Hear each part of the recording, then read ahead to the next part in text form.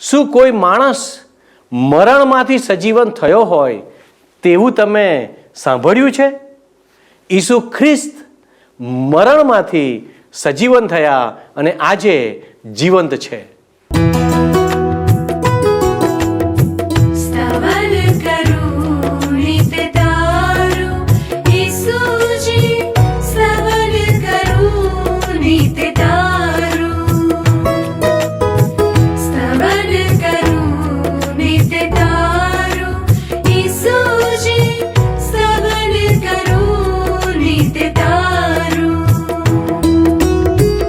आज सवारे साध सुनी तो महिमा करूं प्रभु तारो, महिमा करूं प्रभु तारो,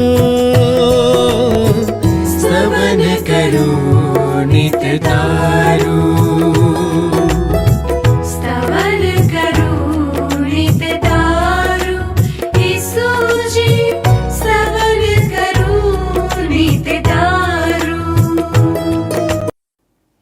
નમસ્કાર મિત્રો, સ્તવન બાઇબલ અભ્યાસ કાર્યક્રમ આપના માટે પ્રસ્તુત કરવામાં આવે છે કે જેથી તમે તમારા જીવનના ઉદ્દેશોને બાઇબલના સંદર્ભમાં સમજી શકો. આજે આપણે લુકની સુવાર્તાનો અભ્યાસ પૂર્ણ કરીશું. આ સુવાર્તાના અંતિમ અભ્યાસમાં આપણે પ્રભુ ઈસુ મરણમાંથી સજીવન થયા બાદ જે ઘટનાઓ બને છે તેમાંથી જીવન ઉપયોગી વાતોને શીખીશું. બાઇબલ પ્રમાણિકતા ઉપર આધારિત પુસ્તક છે. પ્રભુ ઈસુ ખરેખર મરણમાંથી સજીવન થયા છે તે વાત વિશ્વાસ વગર તો વ્યર્થ છે. તમને એ ચોક્કસપણે ખબર હશે જ કે ત્રીજા દિવસે કબર તો ખાલી હતી. જ્યારે સ્ત્રીઓ ત્રીજા દિવસે કબર ઉપર સુગંધી દ્રવ્યો લઈને ગઈ ત્યારે ઈસુ તો કબરમાં નહોતા.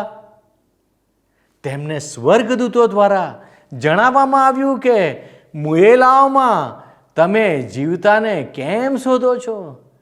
સજીવન થયા બાદ પ્રભુ ઈસુ 40 દિવસો સુધી પોતાની જાતને શિષ્યો સમક્ષ પ્રગટ કરતા રહ્યા, જે એ વાતને પ્રમાણિત કરે છે કે પ્રભુ ઈસુ જીવંત છે અને તેમણે માનવ જાતિના ઉદ્ધાર માટે બધી જ કિંમત ચૂકવી દીધી છે.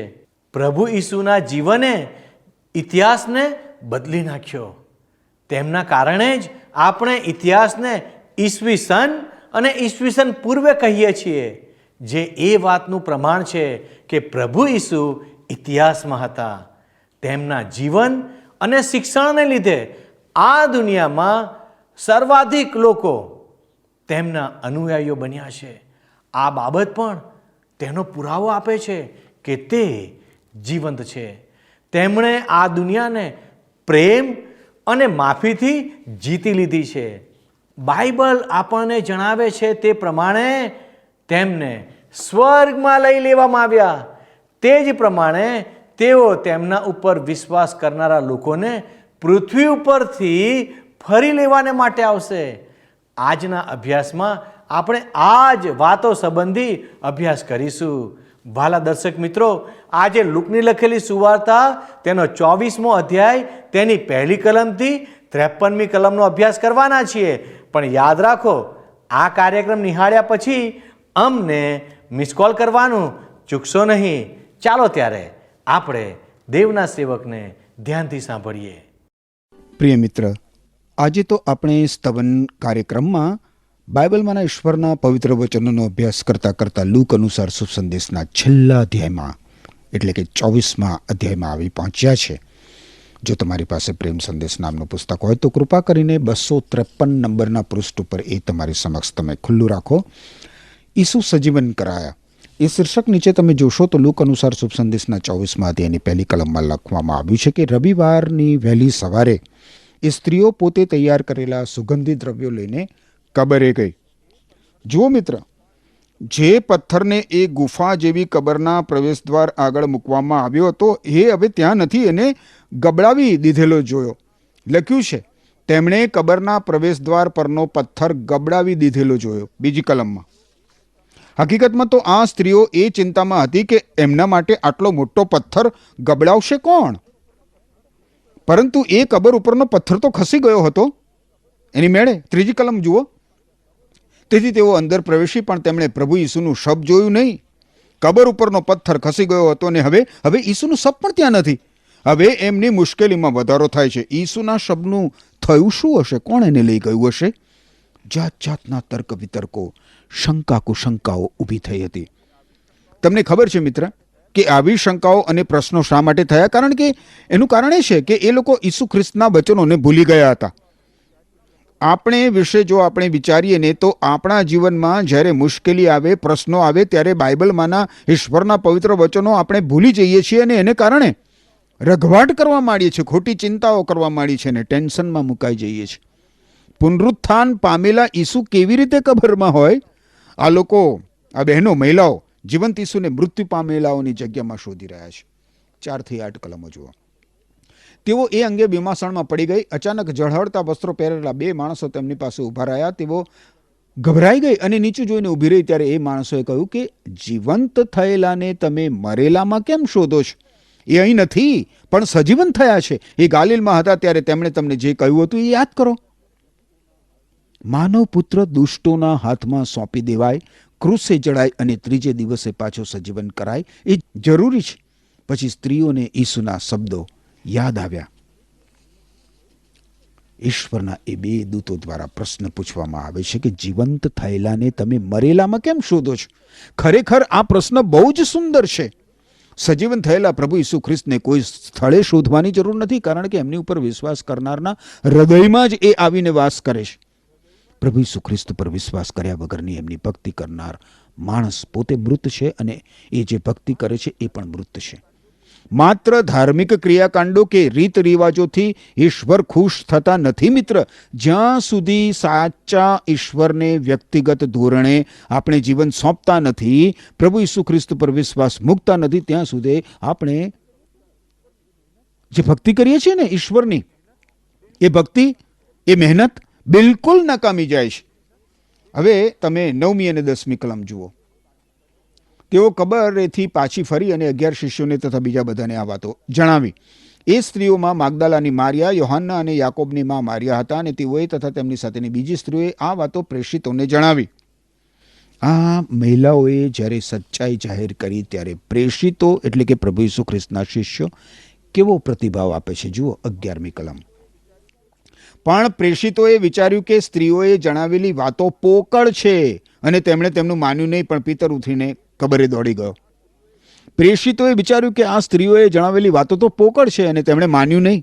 આ કેવો પ્રતિભાવ છે? નકારાત્મક, અવિશ્વાસનો પ્રતિભાવ, અવિશ્વાસનો. શિષ્યો એમના પોતાના જ લોકોની વાત ઉપર વિશ્વાસ કરતા નથી. જો કે પ્રભુ ઈસુ ખ્રિસ્તે એમના પુનરુત્થાન વિશે, મરણમાંથી સજીવન થવા વિશે વારંવાર અગાઉ આ શિષ્યોને જણાવ્યું હતું. એમ છતાં આ શિષ્યો વિશ્વાસ કરતા નથી. 12મી કલમ જુઓ. તેણે નમીને જોયું તો કફનના કપડા સિવાય બીજું કશું દેખાયું નહીં. પછી જે બન્યું હતું તેથી અચંબો પામતો ઘેર ગયો. સિમોન પિતર પ્રભુ ઈસુ ખ્રિસ્તની કબરે દોડી ગયો, પરંતુ એ વિશ્વાસ કરતો નથી. એ પોતાના મનમાં વિચારે છે, એ પોતાના મનમાં તર્ક વિતર્કો કરે છે. જે કહ્યું હતું એ એટલે કે પ્રભુ ઈસુ ખ્રિસ્ત તેમના મૃત્યુના ત્રીજા દિવસે સજીવન થવાના છે, એ પિતર ભૂલી ગયો છે. 13મી કલમ. અમ્મૌસની વાટે. એ જ દિવસે તેઓમાંના 2 યરુશાલેમથી આશરે 10 કિલોમીટર દૂર આવેલા અમ્મૌસ નામના ગામે જતા હતા. ઈસુ ખ્રિસ્તના શિષ્યોમાંના 2 શિષ્યો યરુશાલેમથી એમ્મૌસ નામના ગામે જતા હતા.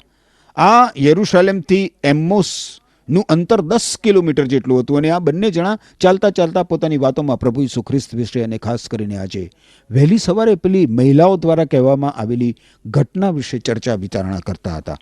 14 થી 16 કલમો જુઓ. અને આ બધી બનેલી બીનાઓ વિશે એકબીજાની સાથે વાતચીત કરતા હતા. તેઓ વાતચીત અને ચર્ચા કરતા હતા એવામાં ઈસુ પોતે નજીક આવ્યા અને તેમની સાથે ચાલ્યા. તેઓએ તેમને જોયા, પણ તેઓ તેમને ઓળખી શક્યા નહીં. પ્રભુ ઈસુ ખ્રિસ્તના 2 શિષ્યોને એ આમોસના રસ્તે મળે છે પ્રભુ ઈસુ ખ્રિસ્ત, અને એ બંને શિષ્યો પ્રભુ ઈસુ ખ્રિસ્ત વિશે જ વાતચીત કરી રહ્યા છે. અને એ જ સમયે પ્રભુ ઈસુ ખ્રિસ્ત તેમને મળે છે. પણ નવાઈની વાત તો જુઓ, કેટલી બધી નવાઈ લાગે. આ શિષ્યો પ્રભુ ઈસુ ખ્રિસ્તને ઓળખી શકતા નથી. એમણે એમને જોયા પણ એમણે એમને ઓળખ્યા નહીં. આનો અર્થ એ છે કે આ લોકો મૃત્યુ પામેલા પ્રભુ ઈસુ ખ્રિસ્ત પુનઃ સજીવન થશે એ ભૂલી ગયા હતા, સદંતર ભૂલી ગયા હતા. સદંતર એ લોકો પ્રભુ ઈસુ ખ્રિસ્ત માટે દુઃખી થતા હતા અને મૃત્યુથી એ લોકો શોકમાં ગરકાવ થઈ ગયા હતા. હવે જ્યારે પ્રભુ ઈસુ ખ્રિસ્ત તેમની સાથે વાતચીત કરી રહ્યા છે અને તેઓ તેમને જોઈ રહ્યા છે, છતાં પણ એ લોકો ઈસુ ખ્રિસ્તને ઓળખી શકતા નથી. 17મી કલમ.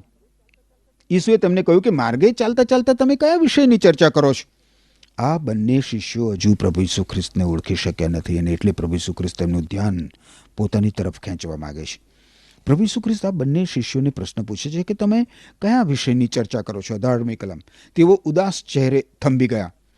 ક્લિઓ પાસે તેમને કહ્યું, યરુશાલેમમાં રહેવા છતાં છેલ્લા થોડાક દિવસોથી ત્યાં ઘણા બનાવો બન્યા તે વિશે ફક્ત તમને જ ખબર નથી. તેમણે પૂછ્યું પ્રભુ ઈસુ ખ્રિસ્તે, કયા બનાવો? યરુશાલેમમાં પ્રભુ ઈસુ ખ્રિસ્તને જે નિર્દય રીતે શિક્ષા કરવામાં આવી, ઘાતકી રીતે મારી નાખવામાં આવ્યા અને હવે આજે સવારે અમારામાંની કેટલીક મહિલાઓએ પ્રભુ ઈસુ ખ્રિસ્ત સજીવન થયા છે એ વાત બહુ જ મોટી ઉથલપાથલ અમારામાં કરી દીધી છે. અને આ બે શિષ્યો એ માની શકતા નથી કે યરુશાલેમમાં આવી વ્યક્તિ છે કે જે હજુ પણ આ ઘટનાથી અજાણ છે. 19મી કલમ. તેઓએ જવાબ આપ્યો, નાઝરેથના ઈસુ પર જે વીત્યું તે તો ઈશ્વરના સંદેશવાહક હતા અને વચનમાં તથા કાર્યમાં ઈશ્વર તથા બધા માણસોની દૃષ્ટિમાં પરાક્રમી હતા. આ શિષ્યો પ્રભુ ઈસુ ખ્રિસ્ત વિશે શું કહે છે જરા જુઓ. એ તો ઈશ્વરના સંદેશવાહકો હતા. એટલે હજી પણ આ લોકો પ્રભુ ઈસુ ખ્રિસ્તને ઈશ્વર પુત્ર અને મૃત્યુમાંથી સજીવન થયેલા દેવ તરીકે ઓળખી શક્યા નથી, એવો વિશ્વાસ કરતા નથી. 20મી કલમ જુઓ. અમારા મુખ્ય યજ્ઞકારો અને આગેવાનોએ તેમને મોતની સજાને માટે સોંપી દીધા અને તેમને ક્રૂસે ચડવામાં આવ્યા. અમારા યહૂદી આગેવાનોએ પ્રભુ ઈસુ ખ્રિસ્તને ક્રૂસે ચડવા માટે સોંપી દીધા. ઈસુ ખ્રિસ્ત સજીવન થયા છે અને તેઓએ લાંબા સમય સુધી આ બંને શિષ્યોની સાથે વાતચીત કરી છે અને હજી પણ કરવાના છે, પરંતુ એ લોકો પ્રભુ ઈસુ ખ્રિસ્તને ઓળખી શકતા નથી. શા માટે? અવિશ્વાસને લીધે.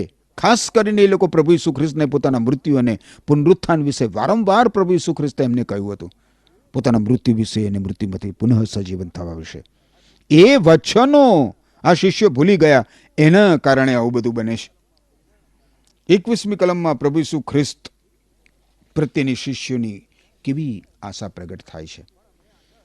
કહે છે, પણ અમને આશા હતી કે તે ઇઝરાયેલના મુક્તિદાતા થશે. એ સર્વ ઉપરાંત એ બધું બન્યાને આજે 3જો દિવસ થયો છે.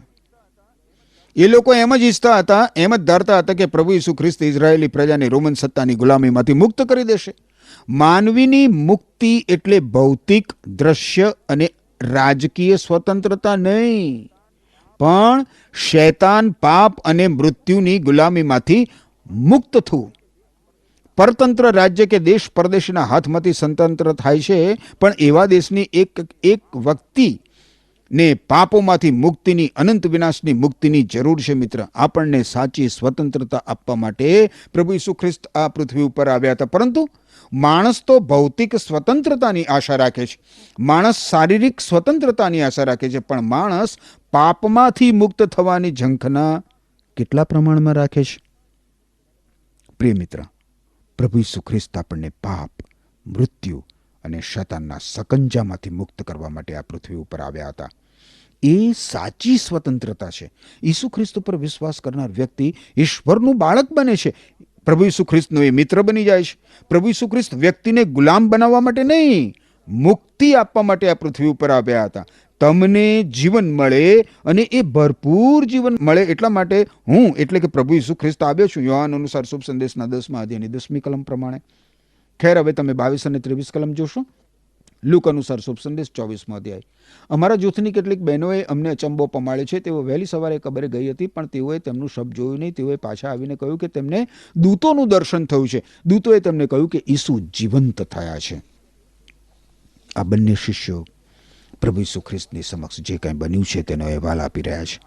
અને નવાઈની વાત તો એ છે કે આટલું સ્પષ્ટ જાણ્યા છતાં એ લોકો વિશ્વાસ કરતા નથી કે પ્રભુ ઈસુ ખ્રિસ્ત મૃત્યુમાંથી સજીવન થયા છે.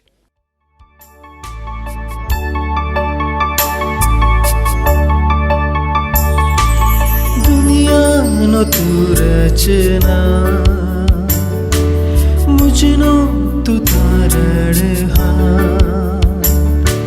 दुनियानो तू रचनार, मुझनो तू तारणहार, शरणे तारा आबू हूँ, करजे मारो स्वीकार, करजे मारो स्वीकार, दुनियानो तू रचना, मुझनो तू तारणहार, दुनियानो तू रचना, मुझनो तू तारणहार, शरणे तारा आबू हूँ, करजे मारो स्वीकार, करजे मारो स्वीकार, दुनियानो तू रचना.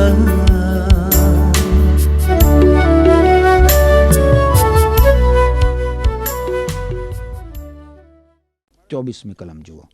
અમારા જૂથના કેટલાક માણસો કબેરે ગયા તો બહેનોએ જેવું કહ્યું હતું તેવું જ જોયું, પણ તેમણે ઈસુને જોયા નહીં. એ બહેનોની વાત સાંભળીને અમારામાંના કેટલાક લોકો કબરે ગયા. પીતર અને યોહાન દોડતા ગયા. પણ શું થયું? કબરે ગયા અને ત્યાં પ્રભુ ઈસુ ખ્રિસ્તનો મૃતદેહ નહોતો. બહેનોએ કહ્યું હતું એવું જ અહીંયા હતું. 25મી કલમ જુઓ. પછી ઈસુએ તેમને કહ્યું, ઓ મૂર્ખાઓ અને સંદેશ વાહકોએ કહેલી બધી વાતો સમજવામાં અક્કલ વગરનાઓ. આ કલમ આપણને શું કહે છે? પ્રભુ ઈસુ ખ્રિસ્તે આ બે શિષ્યોને રસ્તામાં જ આ પ્રમાણે કહ્યું, મૂર્ખાઓ.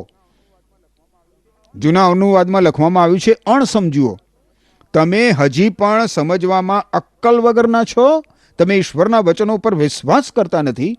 તમને જે વિશે સામે ચાલીને વારંવાર કહેવામાં આવ્યું અને ઈશ્વરે વર્ષો અગાઉથી તેમના સંદેશવાહકોની મારફતે લેખિત સ્વરૂપમાં તમને બધું કહ્યું છે, ને એમ છતાં તમે હકીકત સમજતા નથી. બહેનોએ જોયું, પેલા બે શિષ્યોએ પણ ખાલી કબર જોઈ, પણ આ લોકો હજુ વિશ્વાસ નથી કરતા. આજે આપણે પણ મિત્ર અવિશ્વાસ અને શંકાઓના દિવસોમાં જીવી રહ્યા છીએ. આપણે બાઇબલમાં જે કાંઈ કહેવામાં આવ્યું છે એ સાચું માની લેતા નથી. ઘણા બધા લોકો તો પોતાને બુદ્ધિજીવી ગણાવવા માટે બાઇબલ ઉપર વિશ્વાસ કરતા ડરે છે. એમને એવી બીક છે કે જો બાઇબલ ઉપર હું વિશ્વાસ કરીશ તો મારી ગણના બુદ્ધિજીવીમાં નહીં થાય. પરંતુ મિત્ર, બાઇબલ ઉપર અવિશ્વાસ મૂકવો એ તો શૈતાન તરફથી છે, ઈશ્વર તરફથી નથી. કારણ કે બાઇબલ એ તો ઈશ્વરે તેમના પવિત્ર આત્માની પ્રેરણા વડે માણસો દ્વારા અને માણસોને માટે લિખિત સ્વરૂપમાં આપેલું પોતાનું પ્રકટીકરણ છે. બાઇબલમાં ઈશ્વરે જણાવ્યું છે કે આકાશ અને પૃથ્વી જતા રહેશે, પણ મારી વાતો માનો કાનો કે માત્ર પરિપૂર્ણ થયા વગર રહેશે નહીં. બાઇબલની સચ્ચાઈની મોટી સાબિતી એ એના પુરાવાઓ છે, અને સૌથી મોટો પુરાવો એ તો પ્રભુ ઈસુ ખ્રિસ્ત પોતે છે. મિત્ર, પ્રભુ ઈસુ ખ્રિસ્ત આ પૃથ્વી ઉપર આવ્યા બાદ દુનિયાનો ઇતિહાસ બે ભાગમાં વહેંચાઈ ગયો. પહેલો ભાગ હતો ઈસવીસન પૂર્વે અને બીજો ભાગ છે ઈસવીસન પછી. આજે પણ મિત્ર, પ્રભુ ઈસુ ખ્રિસ્ત પર વિશ્વાસ કરનાર વ્યક્તિનું હૃદય પરિવર્તન થાય છે. એ વ્યક્તિ પોતાના પાપોની માફીનો, શાંતિનો અને દિવ્ય આનંદનો અનુભવ કરે છે. પ્રભુ ઈસુ ખ્રિસ્ત પર વિશ્વાસ કરનાર વ્યક્તિનું પરિવર્તન કરનાર એ તો પ્રભુ ઈસુ ખ્રિસ્ત પોતે છે. અને આવી વ્યક્તિ ઈશ્વરની યોજના અને ઈચ્છા પ્રમાણે જીવન જીવે છે. બાઇબલ એ તો ઈશ્વરનું વચન છે મિત્ર. એ કદી જ ખોટી માહિતી નહીં આપે. અને એટલે ઈશ્વરના વચનો ઉપર વિશ્વાસ કરવો અને તેને આપણા જીવનમાં અનુભવવા એ આપણા માટે અત્યંત મહત્વનું છે. જીવંત સત્ય અને એકમાત્ર ઈશ્વર ઉપર વિશ્વાસ નહીં કરનાર વ્યક્તિ સાચે જ મૂર્ખ છે. સાચે જ મૂર્ખ છે. હવે આગળ 26 અને 27 કલમ જુઓ. શું કહે છે? આ બધી બાબતો સહન કરીને મસીહ પોતાના મહિમામાં પ્રવેશે એ તેમને માટે જરૂરી નહોતું. પછી ઈસુએ મોશેના પુસ્તકની શરૂઆત કરીને તથા બધા સંદેશવાહકોના લખાણોમાંથી તથા આખા ધર્મશાસ્ત્રમાંથી પોતાના સંબંધી જે કહેલું છે તે તેઓને સમજાવ્યું. પ્રભુ ઈસુ ખ્રિસ્ત આ બે શિષ્યોનું ઈશ્વરના વચનો તરફ ધ્યાન દોરે છે. તમે બાઇબલમાંના ઈશ્વરના પવિત્ર વચનોને તપાસો, વાંચો અને જુઓ. બાઇબલ એ ઈશ્વરનું લેખિત પ્રકટીકરણ છે, ને એટલા માટે ઈશ્વરને જાણવા માટે વાંચવું, એનો અભ્યાસ કરવો, એના ઉપર વિશ્વાસ મૂકવો અત્યંત જરૂરી છે મિત્ર, અત્યંત જરૂરી છે. અને પછી મિત્ર તમે આગળ જુઓ, કેટલી બધી અદ્ભુત બાબતો લખવામાં આવી છે. તમે જુઓ તો આગળ 28 થી 30 કલમોમાં લખવામાં આવ્યું છે. તેઓ જે ગામ જતા હતા તેની નજીક આવી પહોંચ્યા ત્યારે ઈસુ જાણે કે પોતે આગળ જતા હોય તેવો અભિનય કર્યો, પણ તેઓએ ઈસુને આગ્રહ કરતાં કહ્યું, શાંત થવા આવી છે અને અંધારું થઈ જશે, માટે અમારી સાથે જ રહો. તેથી તેઓ તેમની સાથે ઘરમાં ગયા. તે તેમની સાથે જમવા બેઠા એટલે રોટલી લીધી, ઈશ્વરની સ્તુતિ કરી અને ભાંગીને તેમને આપી. અદ્ભુત એવી આ પ્રણાલિકા હતી. જમતી વખતે ઈશ્વરની સ્તુતિ કરવી, ઈશ્વરને પ્રાર્થના કરવી, અને તરત જ એમની આંખો ઉઘડી ગઈ. 31મી કલમ શિષ્યોની. એટલે તેઓએ ઈસુને ઓળખી કાઢ્યા, કારણ કે ઈસુ આ પ્રકારે કરતા હતા જ્યારે એમની સાથે 3.5 વર્ષ દરમિયાન જીવતા હતા ત્યારે. પણ તે તેમની દ્રષ્ટિમાંથી અદૃશ્ય થઈ ગયા. તેઓએ એકબીજાને કહ્યું, તે આપણી સાથે રસ્તે ચાલતા હતા અને આપણને ધર્મશાસ્ત્ર સમજાવતા હતા ત્યારે આપણા હૃદયો કેવા આવેશમાં આવી ગયા હતા. બાઇબલમાંના ઈશ્વરના પવિત્ર વચનોનો સાચા હૃદયથી અભ્યાસ કરવાથી મિત્ર, આપણા હૃદયોમાં ઈશ્વરના પવિત્ર વચનોની ખાતરી પવિત્ર આત્મા દેવ કરાવે છે. 33 થી 35 કલમોમાં લખ્યું છે, તેઓ તરત જ ઉઠીને યરૂશાલેમ પાછા ગયા અને ત્યાં 11 શિષ્યો અને બીજાઓને એકઠા મળેલા જોયા. તેઓ કહેતા હતા, પ્રભુ ખરેખર ઉઠ્યા છે, તેમણે સિમોનને દર્શન આપ્યું છે. પછી તેઓએ રસ્તે ચાલતા શું બન્યું હતું અને પ્રભુ રોટલી ભાંગતા હતા ત્યારે કેવી રીતે તેઓએ તેમને ઓળખી કાઢ્યા હતા એ બધું કહી સંભળાવ્યું. એક પછી એક શિષ્યોને પ્રભુ ઈસુ ખ્રિસ્તે દર્શન આપ્યું અને એ રીતે પ્રભુ ઈસુ ખ્રિસ્ત પોતે મૃત્યુમાંથી સજીવન થયા છે એની શિષ્યોને ખાતરી આપી. અને આજે મિત્ર, બાઇબલમાંના ઈશ્વરના જીવંત અને પવિત્ર વચનો આપણને ખાતરી આપે છે કે પ્રભુ ઈસુ ખ્રિસ્ત આપણા માટે, આપણા પાપો માટે ક્રુસ ઉપર ચડાઈ ગયા. આપણા પાપો સદંતર રીતે ઈશ્વર ભૂલી જાય એટલા માટે કબરમાં દફન થયા અને આપણને જીવન મળે, અનંત જીવન. એટલા માટે પ્રભુ ઈસુ ખ્રિસ્ત ત્રીજે દિવસે પોતાના મૃત્યુમાંથી સજીવન થયા. હવે મિત્ર, તમે મારી સાથે સાથે 36 થી 49 કલમો જુઓ. અહીં લખવામાં આવ્યું છે, તેઓ તેમને એ વાત કરતા હતા તેવામાં પ્રભુ પોતે જ તેમની મધ્યે એકાએક પ્રગટ થયા અને તેમને કહ્યું, તમને શાંતિ થાવ. જ્યારે પ્રભુ ઈસુ ખ્રિસ્ત કોઈ વ્યક્તિને મળે છે ત્યારે પ્રભુ ઈસુ ખ્રિસ્ત પોતાની શાંતિ એ દૈવી શાંતિ છે મિત્ર. આ દુનિયા એ શાંતિ આપી શકતી નથી. એ ઈશ્વરની પોતાની શાંતિ પ્રભુ ઈસુ ખ્રિસ્ત એ વ્યક્તિને આપે છે અને કહે છે, તને શાંતિ થાવ. તેઓ ચોંકી ઉઠ્યા અને ગભરાઈ ગયા. તેમને થયું કે આપણે કોઈ ભૂત જોઈ રહ્યા છે. પણ ઈસુએ કહ્યું, તમે કેમ ગભરાઓ છો? તમારા મનમાં આવી શંકાઓ કેમ પેદા થાય છે? મારા હાથ અને મારા પગ જુઓ અને જાણો કે એ તો હું પોતે છું. મને સ્પર્શી જુઓ એટલે તમને ખબર પડશે. કારણ કે ભૂતને મારા જેવા હાડમાં સોંતા નથી. મને સ્પર્શ કરો. તમે પણ મિત્ર પ્રભુ ઈસુ ખ્રિસ્તને સ્પર્શ કરી શકો છો તમારા વિશ્વાસરૂપી હાથો દ્વારા. તેમણે એ કહીને તેમને પોતાના હાથ પગ બતાવ્યા અને આ બનાવ એટલો બધો આનંદદાયક હતો કે તેઓ સાચું માની શક્યા નહીં અને વિચારમાં પડી ગયા. એવામાં જ તેમણે તેમને પૂછ્યું, તમારી પાસે કંઈ ખાવાનું છે? તેમણે તેમને શેકેલી માછીનો એક ટુકડો આપ્યો. તેમણે તે લઈને તેમની આગળ ખાધો. પછી તેમણે તેઓને કહ્યું કે હું જ્યારે તમારી સાથે હતો ત્યારે આ જ વાતો મેં તમને કહી હતી. મોશેના નિયમશાસ્ત્રમાં, સંદેશવાહકોના લખાણોમાં અને ગીતશાસ્ત્રમાં મારા સંબંધી જે લખેલું છે તે બધું સાચું પડવું જ જોઈએ. પછી તેમણે તેમના મન ધર્મશાસ્ત્ર સમજવાને ખોલ્યા. જ્યાં સુધી ઈશ્વર પવિત્ર આત્મા બાઇબલમાંના ઈશ્વરના પવિત્ર વચનો સમજવા માટે આપણું મન ખોલતા નથી, ત્યાં સુધી બાઇબલના ઈશ્વરના જે પવિત્ર વચનો છે એ દરેક મનુષ્યને બહુ જ સામાન્ય લાગે છે. બહુ સામાન્ય. કદાચ ને એમાં ઘણી બધી ભૂલો મનુષ્યના જે ચર્મચક્ષુ છે એની સામે આવે છે, કારણ કે એના અંતરચક્ષુ ખુલ્યા નથી. લખ્યું છે આગળ, અને તેમને કહ્યું, લખવામાં આવ્યું છે કે મસીહે દુઃખો સહન કરવા જોઈએ અને ત્રીજે દિવસે મરણમાંથી પાછા ઉઠવું જોઈએ. તેના નામમાં યરૂશાલેમથી શરૂ કરીને બધી પ્રજાઓને પાપથી પાછા ફરો અને ઈશ્વર તમારા પાપ માફ કરશે. એ સંદેશો તમારે પ્રગટ કરવો જોઈએ. તમે આ બધી વાતોના સાક્ષી છો. મારા પિતાએ જે દાન આપવાનું વચન આપ્યું છે તે હું તમારા પર મોકલી આપીશ, પણ તમારા ઉપરથી પરાક્રમ ઉતરે ત્યાં સુધી તમે આ શહેરમાં જ રહેજો. પ્રભુ ઈસુ ખ્રિસ્ત શિષ્યોને અદ્ભુત એવી આજ્ઞા આપે છે. બધી પ્રજાઓને તમે આ પ્રગટ કરો કે તમે પાપથી પાછા ફરો, ઈશ્વર તમારા પાપ માફ કરશે. પાપથી પાછા ફરો, તમારા પાપનો પશ્ચાતાપ કરો, ઈશ્વર ગમ વળો અને ઈશ્વર જરૂર તમારા પાપ માફ કરશે. બાઇબલમાં યોહાને લખેલા પહેલા પત્રના 1 અધ્યાયની 7મી કલમનો ઉત્તરાર્ધ કહે છે કે પ્રભુ ઈસુ ખ્રિસ્તનું પવિત્ર લોહી આપણને આપણા સર્વ પાપથી શુદ્ધ કરે છે મિત્ર. ખેર, આગળ વધીએ. ઈસુનું સ્વર્ગારોહણ, છેલ્લી જે 4 કલમો છે એ વાંચીએ, 50 થી 53 કલમ. પછી ઈસુ શિષ્યોને શહેર બહાર બેથાની સુધી લઈ ગયા અને ત્યાં તેમણે હાથ ઊંચા કરીને તેમને આશીષ આપી. તેઓ તેમને આશીષ આપતા હતા તેવામાં ઈસુ તેમનાથી છૂટા પડ્યા અને આકાશમાં લઈ લેવાયા. તેઓએ તેમની આરાધના કરી અને ખૂબ હરખાતા યરૂશલેમ પાછા આવ્યા અને તેઓએ મંદિરમાં ઈશ્વરની સ્તુતિ કરવાનું હંમેશા ચાલુ રાખ્યું.